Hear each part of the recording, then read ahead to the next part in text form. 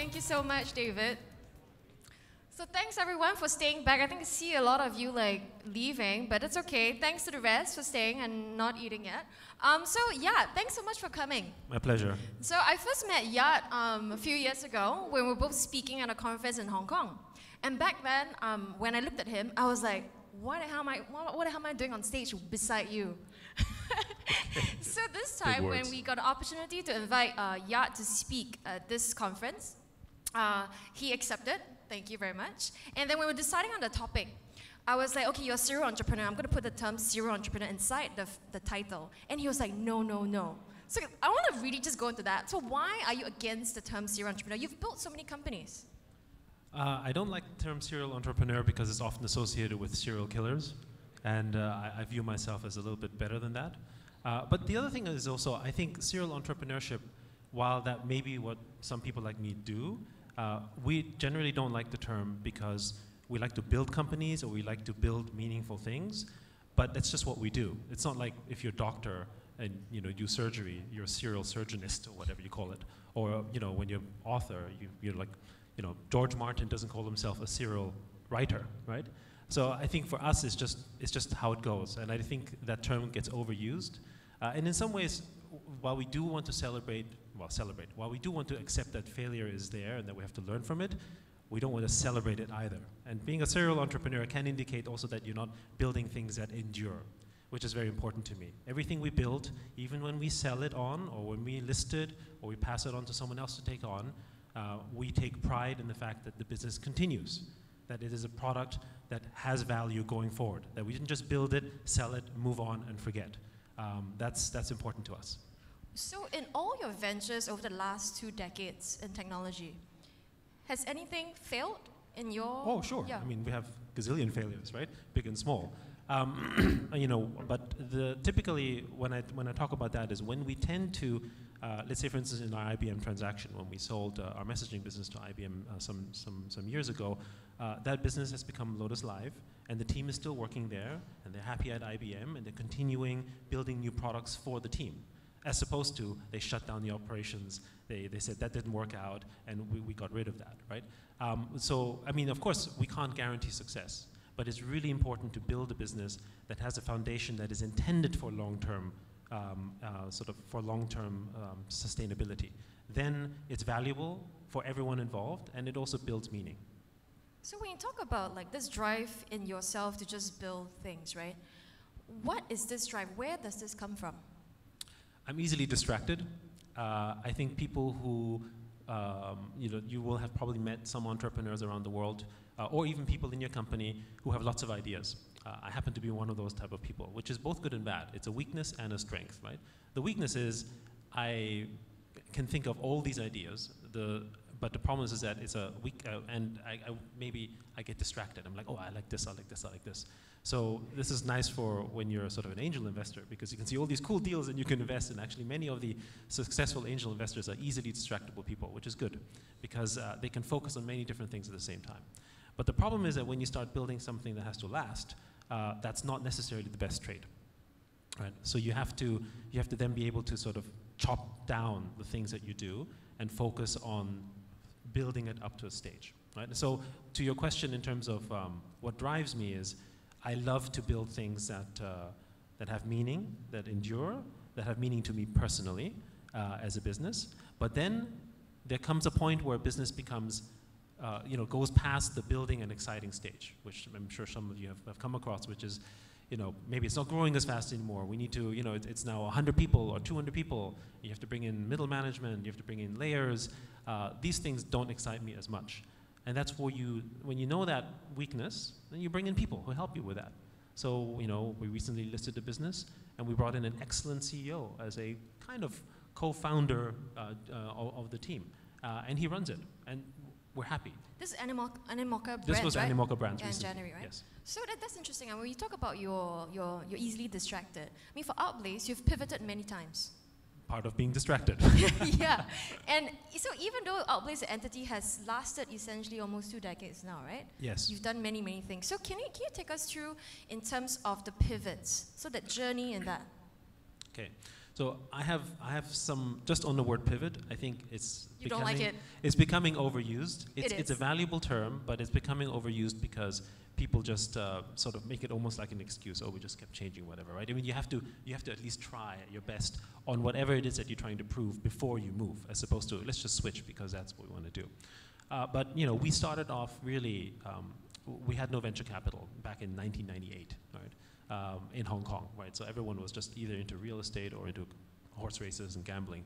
So we just couldn't raise any money. And property? And property, yeah, real estate, that's right. So we you know, I had a big passion on technology and internet. I had a tech startup before, and I just couldn't raise any money. So I built a business that helped companies build portals, if any of you actually even know what that is anymore.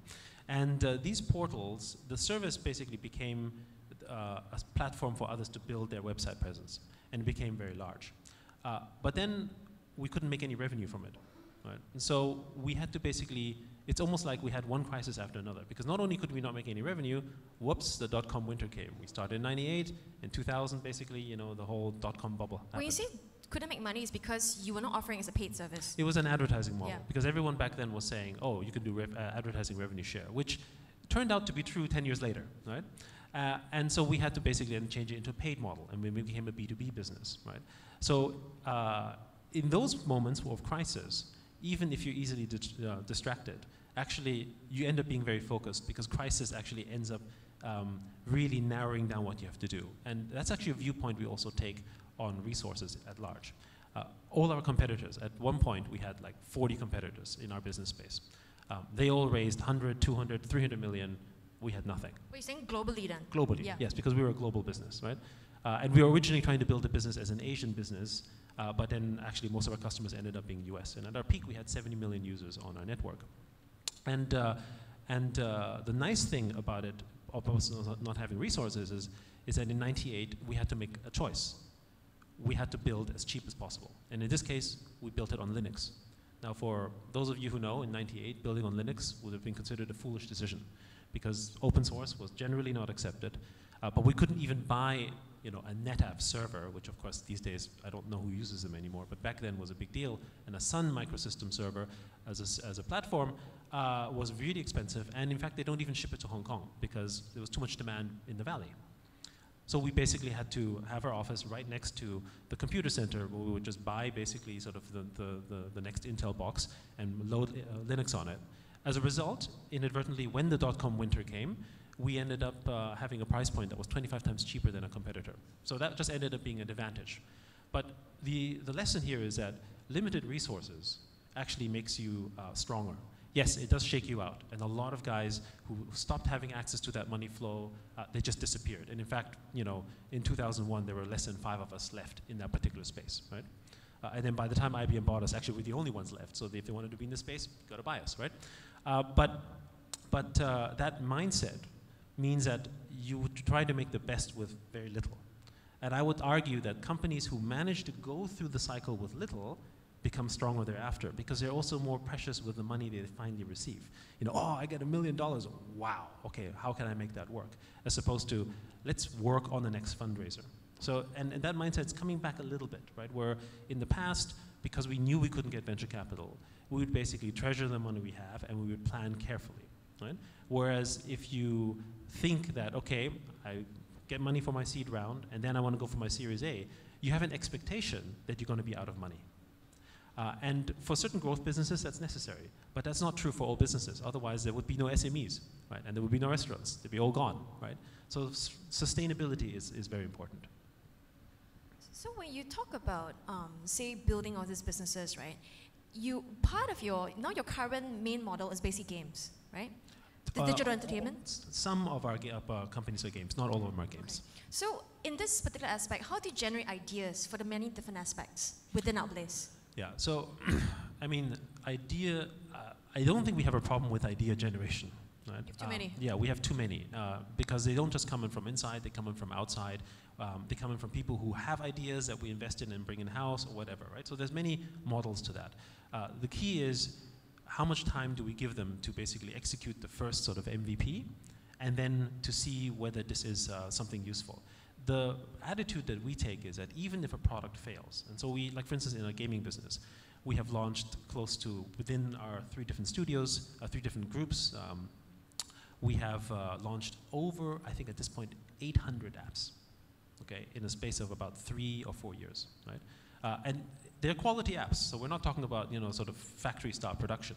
But the main point here is to try and throw it out there and see if it sticks, and see if there's acceptance, because we won't know for sure by just ideating it and then thinking of the concept and imagining how someone will use it. That's how it starts. But once you put the product out there, it can change, it morphs. In fact, that's how startups are too, right? You have a vision, you have an idea, and you follow that.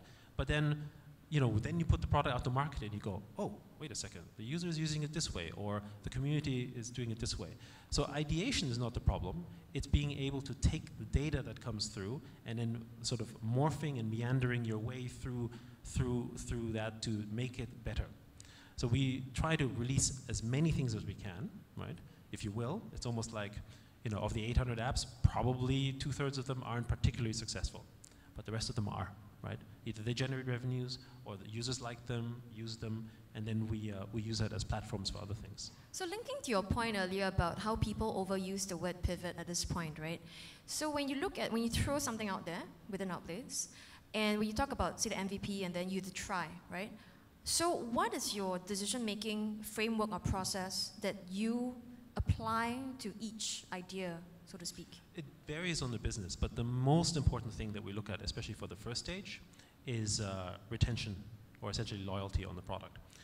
Because you can't make money on something that nobody wants to use, right? So it's important that people actually like it and that they give good feedback, right? If they don't, then we have to go back on the drawing board. And we typically give it, you know, 3 or 4 tries before we kind of say, either we don't know what to do, and maybe we give it to someone else, or we just sort of move on to something else. So I wanted to just take ourselves back as well to just you as a person, right? You know, on your website, you call yourself a parent, entrepreneur, geek, and tracker. So for yourself, when I look at you, you're really a role model. I mean, you do a lot of things. You run several things. Yet on your Facebook, I see you post hiking pictures all the time with your family. So I love that about you, right? So can you just explain to us a little bit, when you look at your life in totality, building the businesses, you know, trying things out, and then managing a family life, what principles do you hold dear? I think for me, I don't necessarily think of it as these are the things that I must do. I don't actually have a bucket list in terms of this is the things I must complete in life. But what I do need to do for me, if anything, is everything I want to do must have meaning to me. And I have to be passionate about it, right? And so when I'm not passionate about it, that's when I, you know, either move on with or do something else on that. And so I'm passionate about being a parent. I'm passionate about the mountains, right? And I'm passionate about building our businesses. So that's why sort of that becomes a focal point for me. But these things are all things that enrich my life experiences.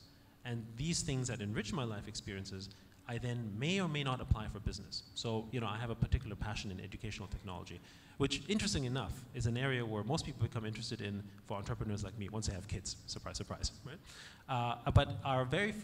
You know, there's an interesting story about, we have a studio that's focusing on educational games called Baby Cortex.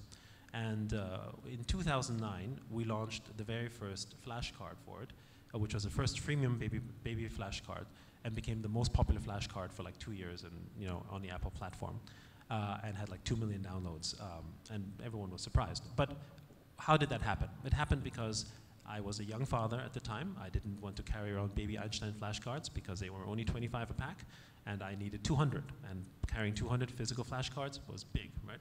So I told the team, go ahead and please put some flashcards into my iPhone from 2008. And you know, everyone was like, yeah, sure, we'll try it out, right? It was basically launched as, the idea was to make a paid app. Everyone said, you're nuts, you're crazy. Who would give an $800 device to a toddler? He's gonna chew and lick it and throw it on the floor. The glass will break, stupid. I said, all right, fine, it's stupid, but I need it for myself. So you don't have to use it, I just need it for myself. And this was, of course, back in 2008, 2009. It launched, and I was very happy with it myself. And then, you know, 2 weeks later, you know, the team that built it's like, did you see this? I'm like, see what? We had like all these downloads. We're actually making, you know, tens of thousands of dollars on this. I'm like, really? I had no idea. And of course, this was early in the days. And nowadays, nobody questions the fact that the tablet and the iPhone is a device used by youth and young children or babies and toddlers. But too much sometimes. Yeah, replacing parenting? Yeah, no, that's a long topic. I don't want you to go into here. But for sure, the example here is that you can't plan for this kind of serendipity, right? If I was not passionate about parenting, I would never do this. Because what ends up happening is it opened our eyes to the potential of the smartphone industry early. So that's how we became one of the largest players in smartphone games, because we had gaming businesses already in like MMOs and in console games. But if you look at all the other console players, they didn't enter until 2013 in many cases, or 2014 even. We were in it since 2010 because we saw what smartphones could do. In this case, I saw what it could do for my children and how people would use it. And that's how it is. It's your life experiences. And so the richer your life experiences are, I think the more meaningful the products you end up building. Famous stories about Steve Jobs as well, right? I mean, his love of typography and calligraphy gave us essentially the type font. If he never went into that class, which had nothing to do with his background or his interest necessarily, we would not have the Mac as we know it today, right? So linking that, you were trained as a musician. So what are you doing in music now? Well, we have something that I particularly like is we have an investment that we're working on called Jam and Player, which is basically a product that amateurizes music playing by automatically decoding any song in your library into basically a chord structure that you can play on a guitar or a piano, right? So you don't have to have sheet music. You can just automatically basically analyze the music. And how it applies to me is that I grew up in a very rigid education system in terms of music, training on hours and that kind of stuff. And back in Vienna, yeah? Yeah, back in Vienna, sure. And my parents were musicians, so therefore I had to be a musician, right? So goes the thinking. But then I saw my own children experience that same thing, because maybe some people in Singapore can appreciate it, because they have to do, whether it's ABRSM or Royal College of Music, go to grade 8, go through the whole structure, right? Learning music not for the passion or the desire of music, but learning it to get somewhere, to get into the right school or to get to certain grades, right?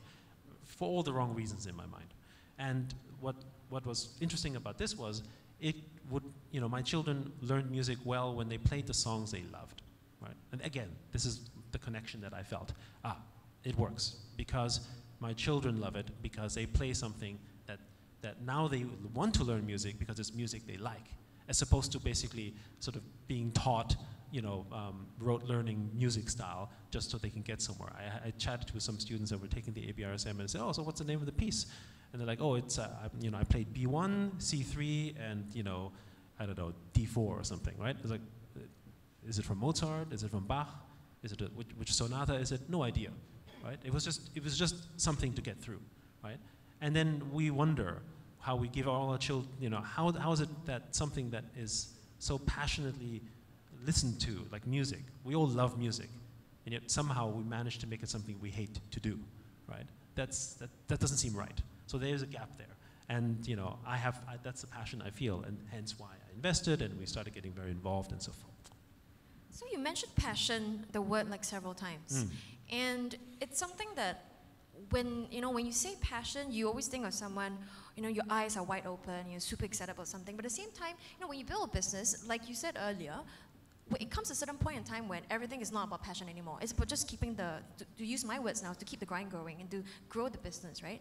So for yourself, in your entire career so far, how many times have you felt that there was a little lull in your passion in terms of, say, pursuing various aspects of Outblaze or pursuing various aspects of education, a topic that you're interested in? I think to go back on that, to me, passion is again overused often, right? Because passion could be, I love to eat. Okay, great, that's a passion, right? But it doesn't necessarily mean you could make a company about eating. But passion is, I think where passion is meaningful for building a business is if it's something that is greater than you. Right? So if you're passionate, in this case, let's say music learning it's greater than me. It's not about me, it's about getting other people to learn how to sort of advance their music appreciation. because we love it, but somehow we're not able to take it to that next level. Or, you know, entertaining the world, or providing, you know, more sort of digital learning opportunities to children. Those are bigger meanings. So even when there are moments that are certainly not passionate, like staff reviews, dealing, you know, with road shows, or going with, presenting to investors, or explaining to people stuff that it might seem a little amateur because you need to explain everything from the beginning, or going to a conference and manning a booth and saying the same thing 100 times. Yeah, those aren't very passionate things. But you get through it. You get through it because you know there's something bigger than you at the end. And so you feel that, and so you want to do it. It's what gets you up. The moment where I feel like I'm not doing something that's greater than me, then I think that would be very sad, for me anyway. And I think often people who don't know where they are, I think that's their problem. But then they have kids. And what I find often is that for them, suddenly children become that meaning. So, I have children. They are my greatest meaning. And then they become passionate about children. Of course, then then you have the tiger parenting, and we won't go into that. But I think people need that. And then they have that meaning, they can endure, and they can make great things. So in your life now, we just talk about education and music. So there's an overarching theme of kind of like basic education, right? So now, using your term again, doing something that's bigger than you, meaning in life, what are the various meanings that you pursue now? Well, one of the areas that we particularly like is EdTech, right? And there are a couple areas that we really like about sort of educational technology. One of them is that there's clearly, in our view anyway, a gap between what our children are learning and how they're preparing them for the world, right? And we don't have to go into the details of what that is because it's well read and there's a lot of articles about it, but we need to solve this. We need to get people to become more critical thinkers or more creative. So we want to create tools in that area, for instance. So basically with Baby Cortex, we get people sort of digital awareness on the product, being creative, amateurizing essentially, whether it's amateurizing music learning or amateurizing basically coding. These are things that are important for us, for instance, right? But also, when we look at in the educational space for underprivileged people, right? The nice thing about digital education is that actually it can be equal for almost everyone, right? Because you can actually pass, unfortunately there's been a lot of issues in Nepal recently with the earthquake, but we've been donating tablets there and providing services to those areas with educational applications. And we find how these tablets can actually accelerate learning and almost democratize certain aspects of knowledge which weren't available before. And that's exciting, right? And those are things that can really sort of drive change in the world. So when you look at that, then when you work on a passion, interest that you want to build meaning, to build something impactful, and then when you look at market trends or you look at the environment, do you kind of match your passion with what's happening in the world or what you think will happen in the future? Yes, absolutely. So, from a technology, from a technologist standpoint, we look at sort of certain general macro trends that we like, for instance, like Moore's law or Quieter's law, Nielsen's law. We look at these things and say, okay, we know that CPU speed's going to be faster. We know, by this period, we can easily forecast, the size of the memory that's going to be on your next smartphone, for instance. So what does that mean? It means that if we're going to develop an application targeted towards that audience, it's not going to be retrofitted for the past. It's going to be something that's fitted for the future, so they can take full advantage of it. Or for instance, lens, the quality of the lens, or the microphone, right? Like if you look at the quality of the microphone that is able to record sound in terms of the pitch and frequency, you can do a lot more things with it now than you could before, where it was just very rudimentary. Or even with the CPU speed, like for instance, music learning with the Jammin app. Now you can do almost real-time sort of analysis of the chords to then start music learning immediately. Whereas, 5 years ago, you asked your phone to do that, it might take an hour to do that. And so therefore the effect is gone. So you match essentially the technological sort of advantages that are there and where where it's going to go, and then you can build your product to that. Now, if you're rapid prototyping and it's 3-month cycles, that doesn't quite apply. But if you look at something that takes 1 year to put together, then you really can forecast that. There are enough tools out there that can help you analyze enough of the future to see where that's going to go. So what kind of tools are you talking about? What kind of tools do you personally use? Well, not just the technology side. There's a lot of, there are, for instance, there are a few trends that we like, right? Whether it's things like Moore's law is very obvious for everyone in technology. We always look at that because it forecasts us in terms of where the hardware is.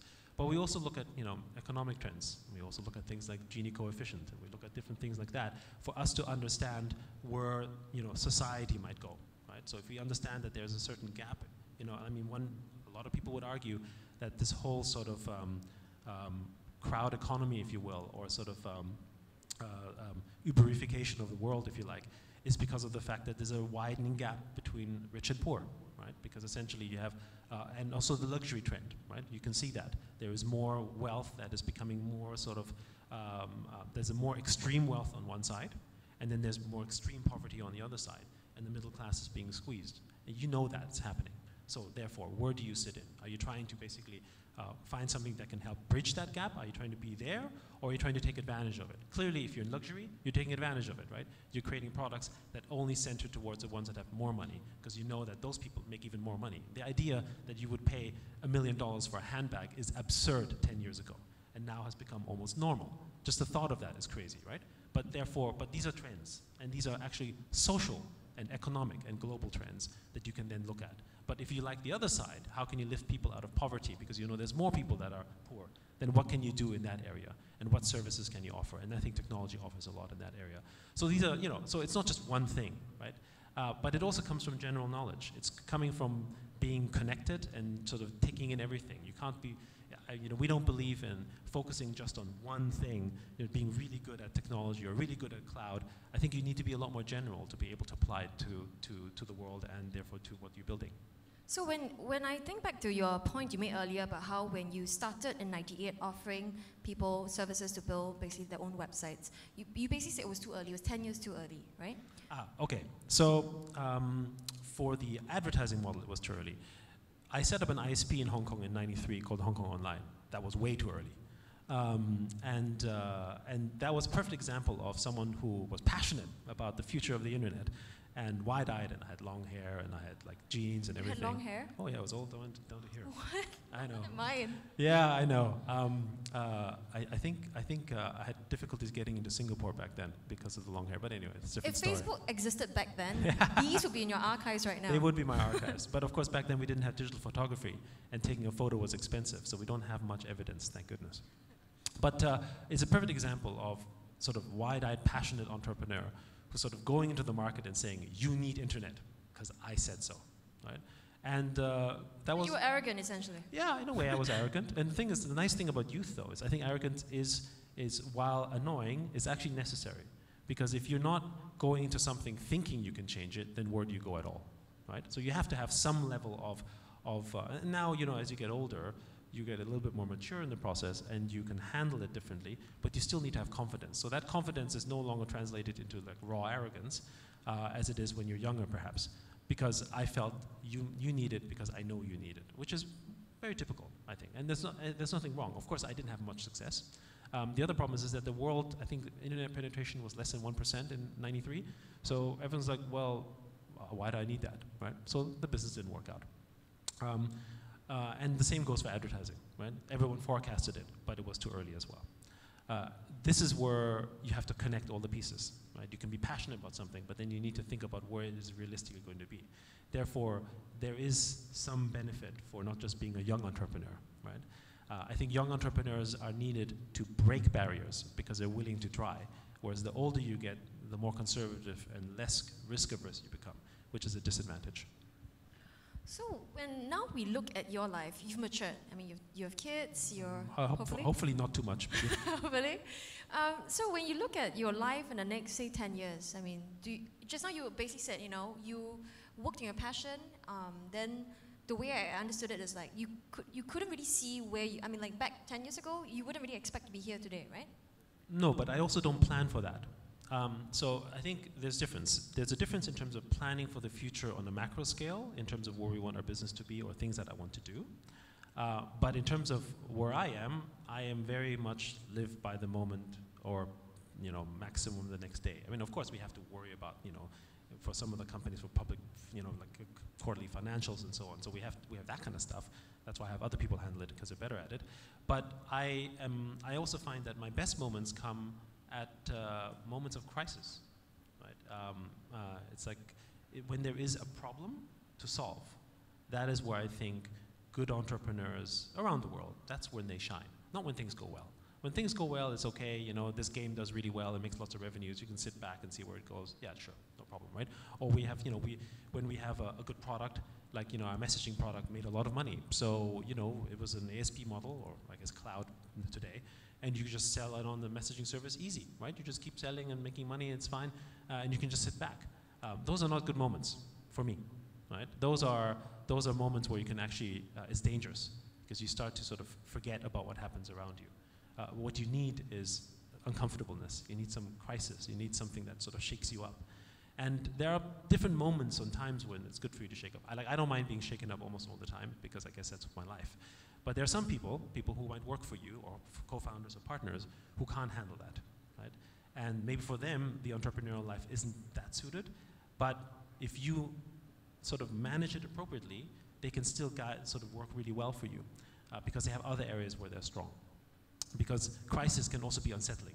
People are afraid of it, right? Some people look at crisis and say, wow, this is a battle I must sort of solve or win. And in terms of us trying to get people together, we try to get as many people who know how to solve problems of any kind together. When we get 10 problem solvers from any business around the world together, even if they're not related to our tech business, let's say, new and interesting things can come. How many people do you have now at Outblaze? Well, throughout all of the groups and everything, I would say it's almost 300 to 400 people. Yeah. So how do you manage this entire group? Well, in terms of culture, I mean, I don't manage all of them, obviously. That would be impossible for me, and I think for most people. But I think what we end up doing is we basically branch them out. So what happens is that, you know, we have another CEO for another group like Animoca Brands. It's almost 80 or 90 people in that business, has his own CEO, has his own management, runs very well. I mostly deal with the top level management, for instance. Right? So when you talk about crisis earlier, and then like managing all those people and kind of a lot, like some of them, you know, wouldn't be able to deal with crisis, right? So for yourself personally, take it to yourself, do you feel fear? Do I what? Feel fear. Are you scared? Oh, I think I'm scared all the time, you could say. I don't think there is a thing as where, I think when you don't feel scared, when you don't feel a sense of semi-paranoia of something, I think that's where I worry the most, because then where am I? Is it too comfortable? Is something not sort of worrying? Because I'm sure everyone here has experienced sort of this sort of, whether it's a business threat, whether it's something with your kids, whether it's something, there's always something in the back of your mind. But I think it's healthy to have a little sense of worry, not to sort of get you all down and everything, but just to keep you thinking, right? To keep you on your toes. You need something to push you. So to kind of wrap up, for, you know, there's a lot of startups here today, right? And who'll be watching this on video as well. When you talked about passion earlier, and then like kind of reaching crisis and just plowing through that and try to build your company, kind of any last like piece of advice that you think is very unconventional? Because you can read a lot out there. There's a lot of like, oh, you know, make sure you get the best team, like you find best problem solvers and stuff like that. But is there something that you think people don't normally hear but they need to hear? Well, I mean, there's a bunch, but perhaps the one thing that, perhaps particularly in Asia, more than elsewhere around the world, which might be good is, I would advise people to hang out with the weird guys. So, you know, the people who are just so different from you, that you can probably even have difficulties relating to. I think that's where you get sort of inspiration. I'll give you one story back in the day.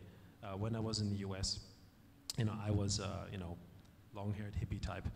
But, you know, I grew up in Europe, so I was not exposed really to sort of, you know, manga and anime myself. And then I went to the States and I hung out with the subculture group, which in the late 80s, early 90s, anyone who was into Japanese animation in America was definitely weird, right? It's just not the kind of thing to do. And so it was, you know, definitely, you know, the thick glasses, all the stereotypes, everything. But I got into that. I hung out with these people. I was definitely not necessarily that crowd, but I got exposed to that world of manga and animation. So you wanted to? You found it interesting? Well, it was something I didn't expose. It was something that people were like, these guys are weird. You shouldn't hang out with them because they watch women, scantily clad women that basically are drawn. Like that's weird. So it's like, okay, but I got interested in it and I hung out with them, and they were nice enough people. They just had a very particular passion that at the time was considered sort of niche, the whole otaku subculture. So wait, so you were interested in the anime component, or you gravitated towards them because you thought they were like weird? Both. Okay. But the weirdness was more like I was curious, right? But then I got to know them and their friends, and I thought, hey, this is interesting. But then I understood more about that subculture. Where that led me 20 years later is some of our biggest businesses, like whether it's is basically Japanese brands. So we make the Doraemon games. We do stuff with Crayon Shin-chan. We were the first ones to do stuff with many other Japanese labels and brands around the world. Back in 2001, 2002, we built portals and did relationships with the Japanese companies. As a result, I ended up travel a lot to Japan and do business there, dealing with a lot of licensing companies. And that became a very important part of our early stage of the business. And if I didn't have that interaction, I would never do that, because I would never be exposed to that culture at the time. And of course now everyone wants to basically get the latest Doraemon license or get the latest Hello Kitty license to make a game. It's like everyone does that, right? But we were early. In fact, in many cases we were 12 years earlier, and it gave us an advantage. So hang out with weird guys. Hang out with the weirdos. Right. Okay, thank you so much. Everyone, a round of applause for Yat, please. Thank you.